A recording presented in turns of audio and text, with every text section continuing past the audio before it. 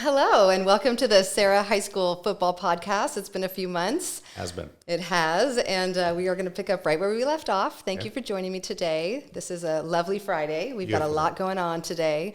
It's admissions reveal day. We'll find out who our new Padres of 2027 are, or they'll find out if they're accepted, and we will welcome them next year. And then it's also our Fun to Dream scholarship benefit tomorrow night, and that's a wonderful tuition assistance program that we absolutely love and love to attend and support. So that's very exciting. And it's more important to the Walsh family. It always is because the guest speakers have been fantastic. But Kevin Dunleavy, who is the guest speaker for this Fun to Dream, hired my wife.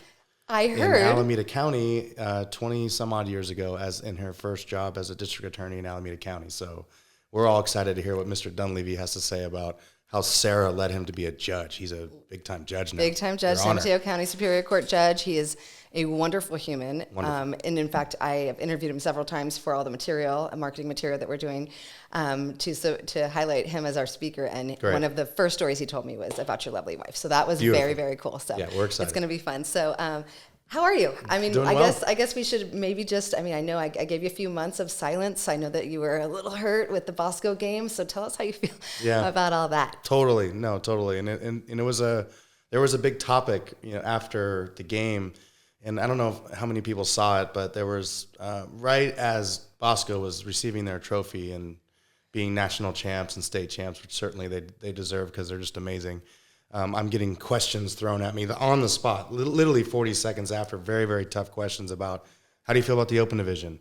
Obviously it's not, they're really, really tough questions. And I've had time to think about that, not 40 seconds after the loss, but more like a few months. And I don't think I would answer those questions any different. I really don't. I was calculated. I thought about it. What did you say? What were your answers? Basically that this is an uncompetitive environment. I went through my reasoning in those seconds, and I said, well, I might as well tell the truth because, it's not like people did not see an uncompetitive game. And that's happened in the open division the last 6 or 7 years, whether it's with us or without us. Mm-hmm. And Mater Dei and Bosco are on a different level, and their business plan is different, and their plan is to be national champions. And to be national champions, the decisions that are made from the ground up are different. Mm-hmm. And we're not making those decisions. We're not doing that. And we have amazing kids. We have amazing talent that give their heart, life, and soul, to the game. And could I have got them better, more prepared for the game? Probably. Yeah, probably. Hard to say. That's hard to say. They were 13-0, was an undefeated team. Totally. When in a competitive situation, they always rose to the occasion. So that's true. And pretty prepared. One of the things was, why aren't you taking accountability for this? And I always take accountability for everything. But what I was asked about specifically was not necessarily what is Sarah's role in the WCAL? What is Sarah's role in Northern California football? What is Sarah's role, public versus private? Like the question was, how do you feel about playing St. John Bosco? Mm-hmm. And my answers were given directly to that was, how do I feel about playing Mater Dei or St. John Bosco, teams that have 40 to almost 50 Division I players on their roster? We don't have 40 or 50 Division I players on our roster. I wish we did. We work hard to try to get as many kids out into college as humanly possible, which is what we're about to talk about. But really, when you sit down and you actually break that, it's an 11v11 game, right? To have that many it's on one roster it's just a waste. Right. So if you have 30, that means your third team players are going Division I to play college football. Which who gets to play? That's kind of a weird. It's weird. Recipe. It's exceptional, and it only happens in 2 places in America. Maybe IMG Academy in Florida. Mm-hmm. Maybe this team out of St. Francis out of Baltimore. Maybe Bishop Gorman out of Las Vegas. There are a few what I would call high schools that are operating on a different level, and that's when I said we're not comparing apples to oranges here. And somehow the whole argument came down to De La Salle in the 90s. Like, I get it. Something you could talk about. But I played in De La Salle in the 90s. I wasn't the head coach of De La Salle. And ask Coach Laddister how he feels about this, right? Which some people have. It's like, oh, you were De La Salle. I'm like, well, I'm the head coach of Sarah High School in 2022. Let's talk about that. Mm-hmm. And so it was very interesting. And I think nobody likes to lose 45-0, particularly not in the biggest game that the state has to offer. And sadly, we've had to experience that the last 2 years. Right. Some form, one against Mater Dei, one against Bosco.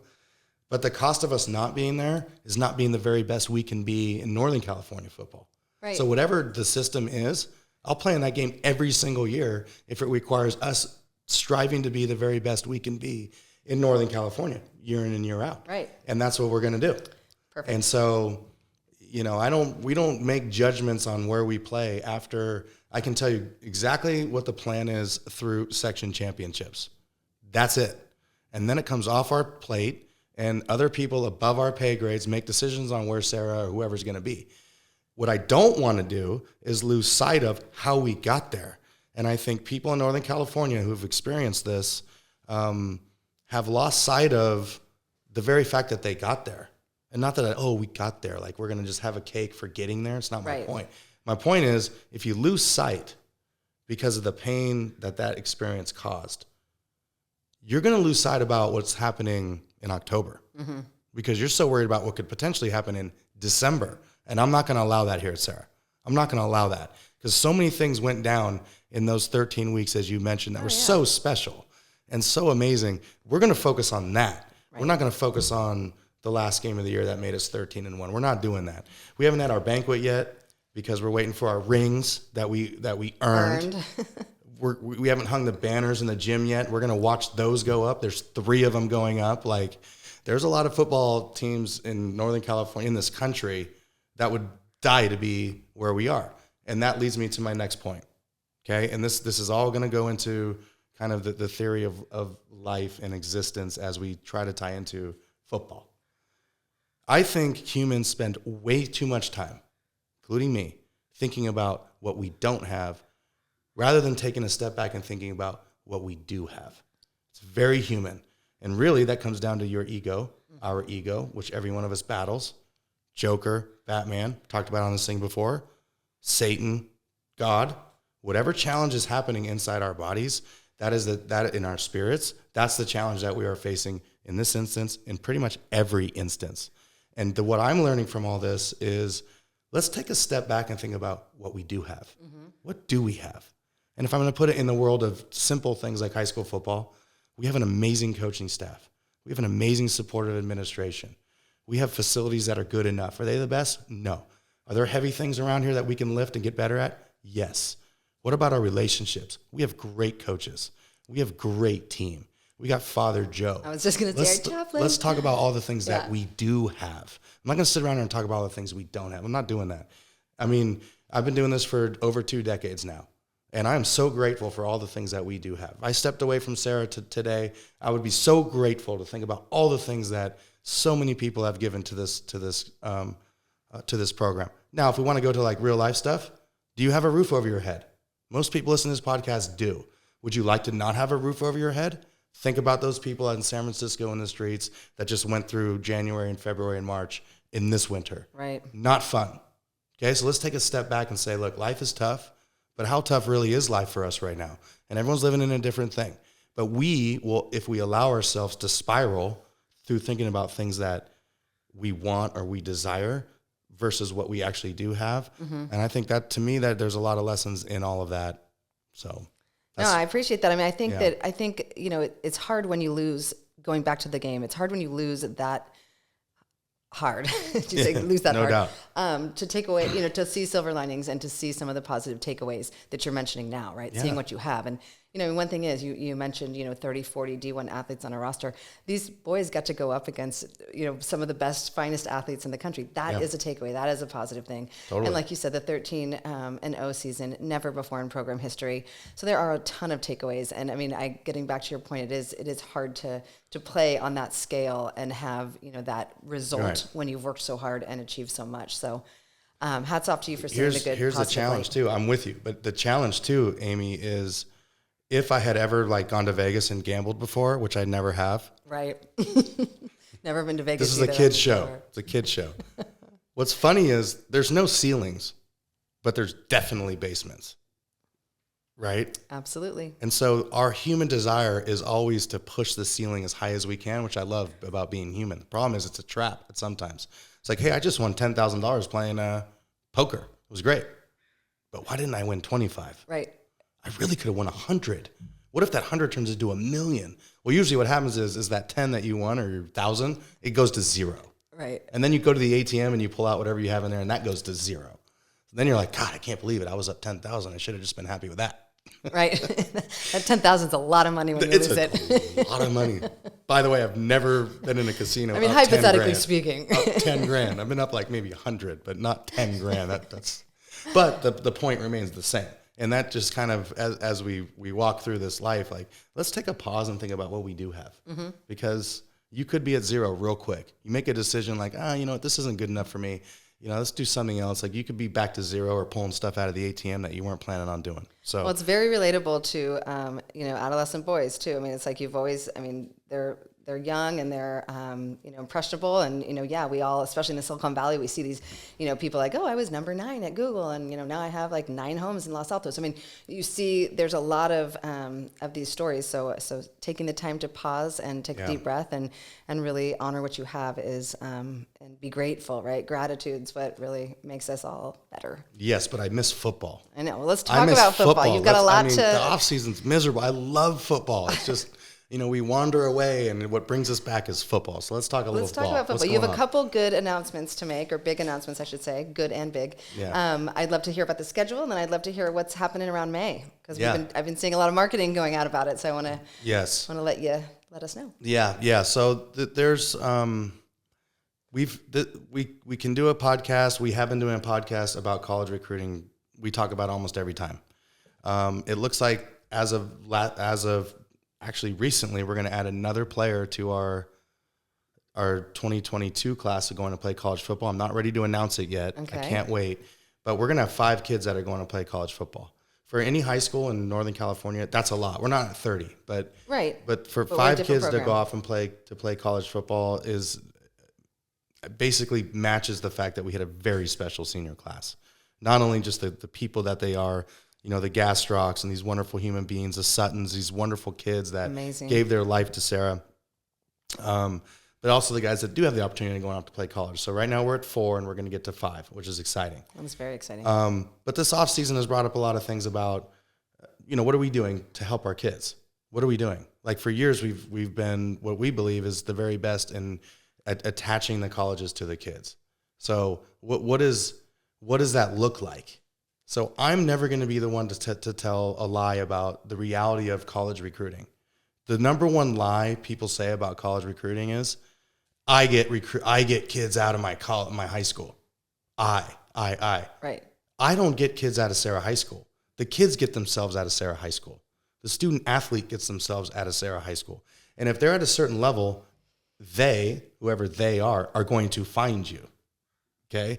The they level, the they level is Division I football that we watch on TV and people spend billions of dollars on. That's the dream for everyone. Right. It was my dream going through high school too. It's a beautiful thing.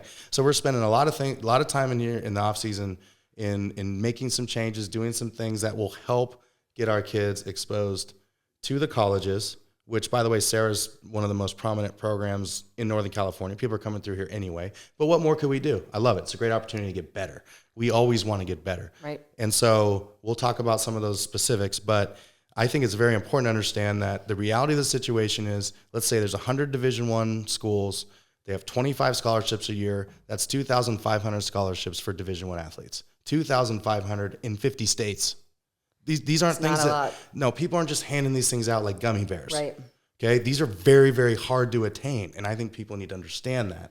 The number one thing that is gravitas for a college coach is, can that guy help me keep my job? Let's just be honest. Yes. If I take that guy, one of my 25, is that guy going to help me keep my job and win a national championship here at blank school? If the answer is yes, he will get a scholarship. If the answer is no, he will not, regardless of what I think about it. Right. So that really puts the humility into it, because I know I don't give college scholarships. Tosh Lupoy at Oregon does. Dan Lanning at Oregon does. Nick Saban at Alabama does, and his staff. They're the ones that do it. Now, how do we expose that? How do we do that? Well, Rosie over here, we're building individual web pages for each kid that they can send out via Twitter, and we're doing Football University through Coach Monsef we're doing a 4-part series for the parents on, hey, what does your Twitter account look like? Right. Are you liking demons and dragons that make you look like a terrible person? Like, you probably shouldn't do that when you're on Twitter, because Twitter is a world where the college recruiters use, and blah, blah, blah, blah, blah. Your digital footprint is what you're talking about, is how people are going to view your page and see the things that you're into, and how you're presenting yourself and using it as a marketing tool to market yourself. Right. And I love, like I said, best staff in America. Coach Monsef has taken this upon himself. This is like I'm on the feed. He is busy. He's a nut. I love him. And you cannot replace passion. No, and great. He is passionate about other teams not scoring.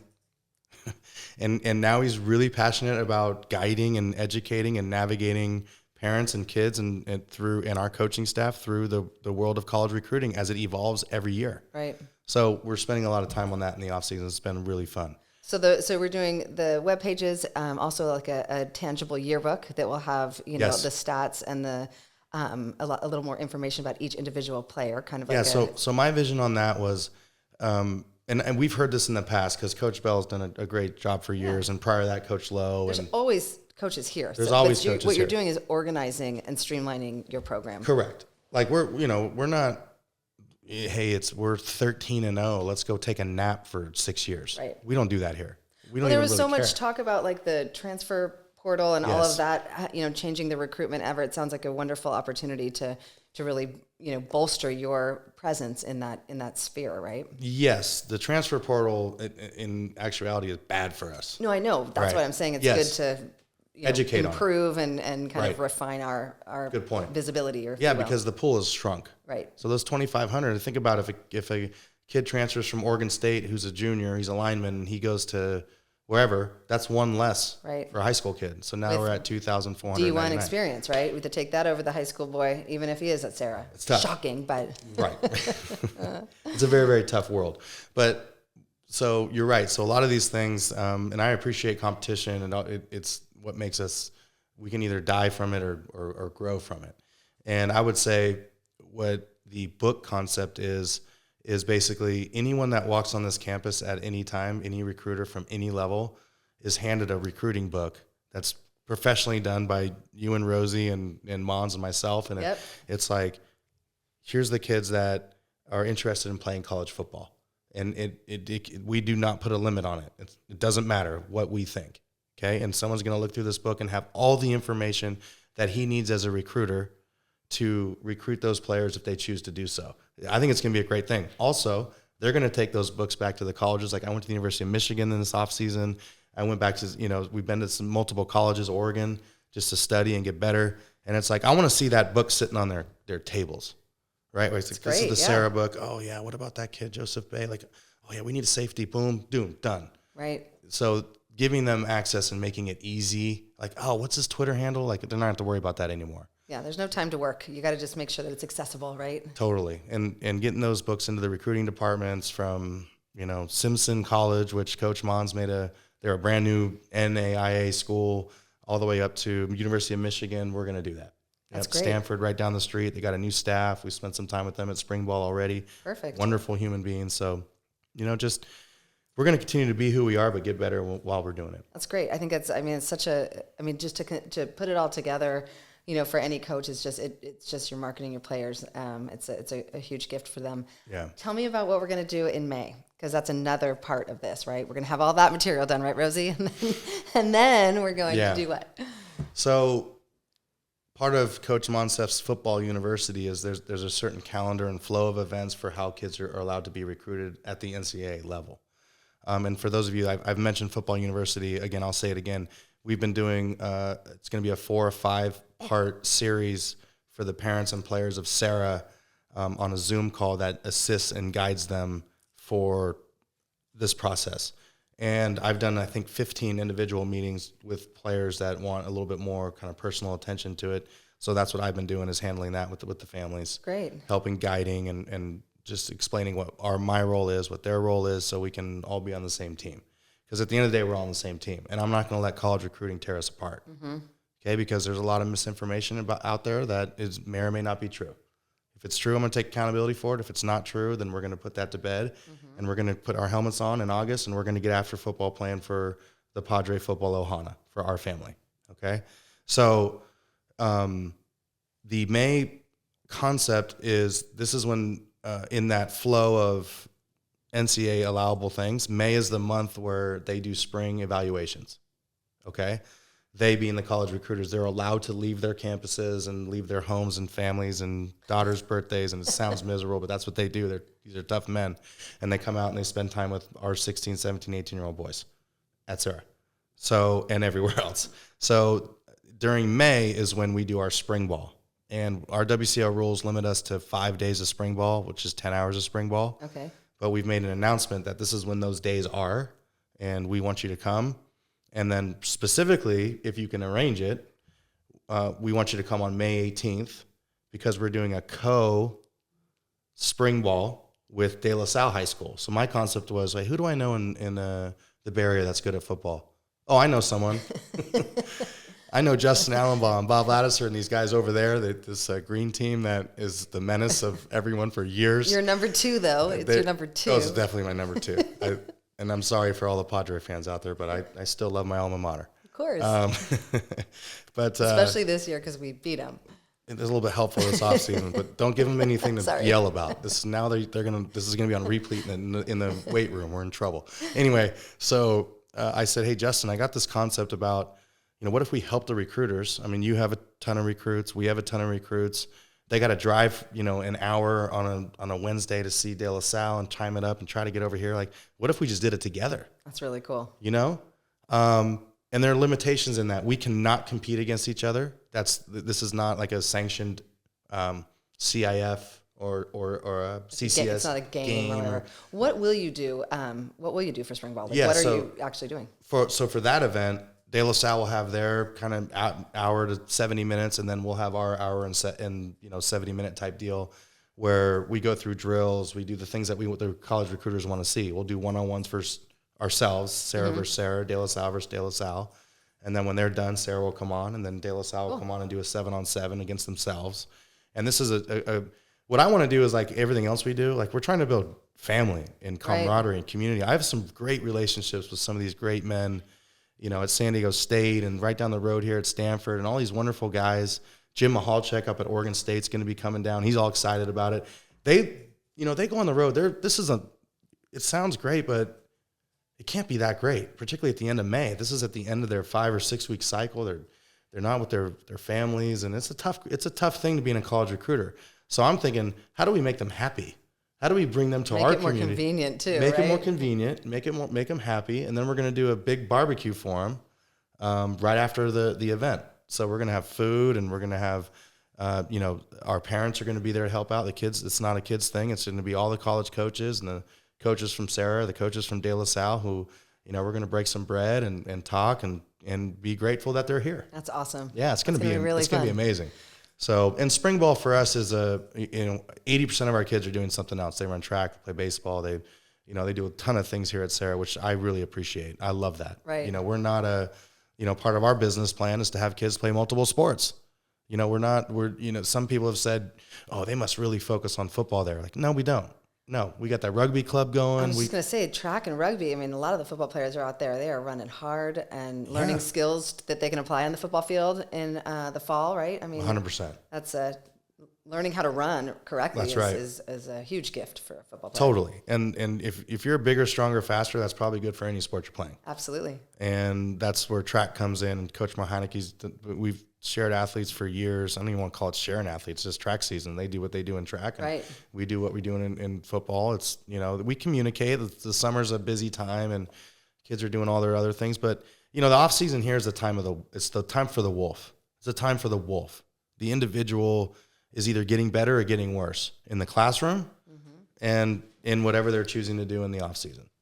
And the kind of that happy family Ohana football thing that sits over and guides you in August through December, It's not there. Right. Because you're doing other things. This is the time where we get to see who the wolves really are.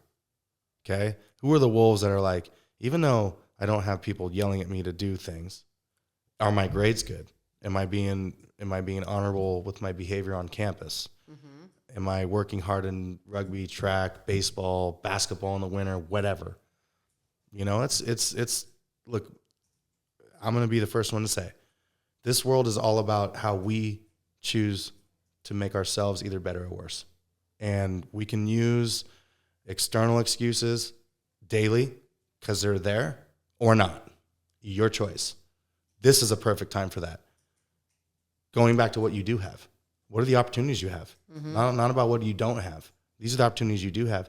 And there's some kids right now that are basking in those opportunities and others maybe not. And that's what the spring is for.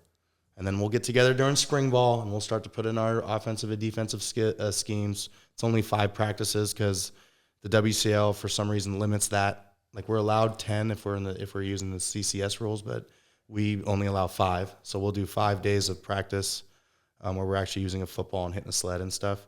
And then that 5th day will be on the 18th of May. Very cool. And it's open to the public. People can come watch. It's going to be a lot of fun. I mean, it's not going to be like the spring game at Alabama where there's 100,000 people watching them play a football game, but it'll be fun. There are a lot of us out there that love football. We'll take it at any level. That's so right. I'm sure there will be people there. Yeah. Awesome. Well, I guess we should probably announce the schedule too. I don't think we were all running in our different directions after Bosco.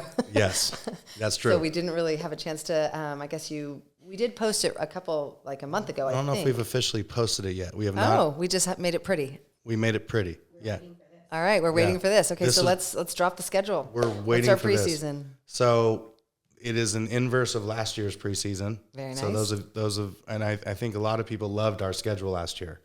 Probably with the exception of me and the coaches, because it's nerve-wracking. Back-to-back on the roads to Folsom and it was Folsom and De La De La Salle. Salle. That's right, Concord. Amazing. It was, and then Central Catholic at home, and these are 3 of the best programs in Northern California. So we'll play them again, but we'll do it opposite. So Correct. they'll be so Folsom and De La Salle will come to Sarah, and we will go to Modesto. Yep. So the week before Labor Day is our home opener versus Folsom.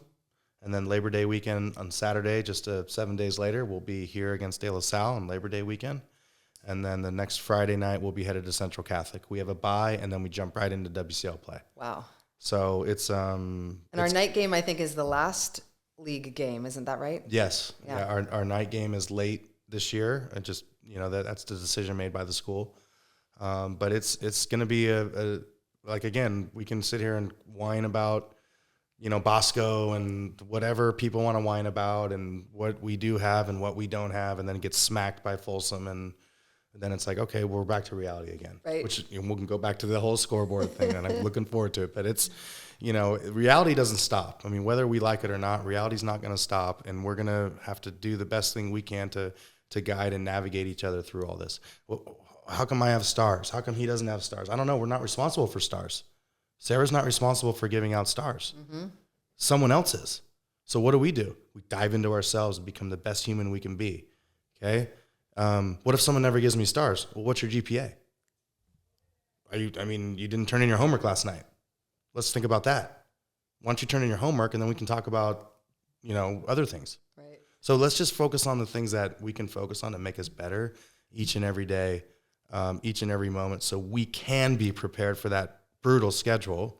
Oh yeah. That we can't take for granted that we're 13. Oh, that was easy. Well, Seamus Gilmartin made one of the greatest plays in the history of Sarah football to help beat Folsom. Okay.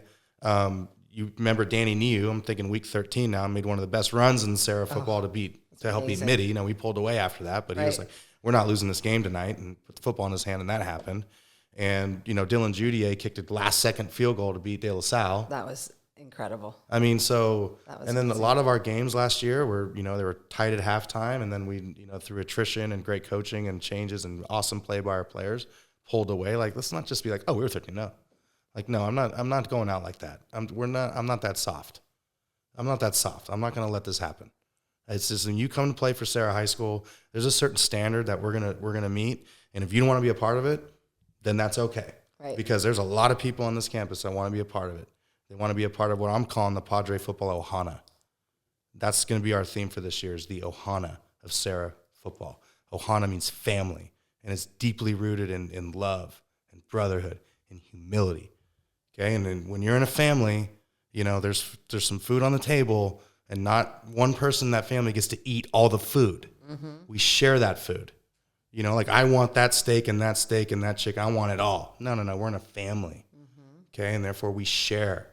And this is going to be the theme of this year. You want to be a part of this family, which is deeply rooted in real life stuff. Let's go. Because I'm not planning on getting worse around here. I'm not going backwards here in year 23, right? Particularly in those areas, right? We may go backwards on the scoreboard. I don't even care about the scoreboard. Right. We're not going backwards in how we treat each other and how we run this football program. That's not happening.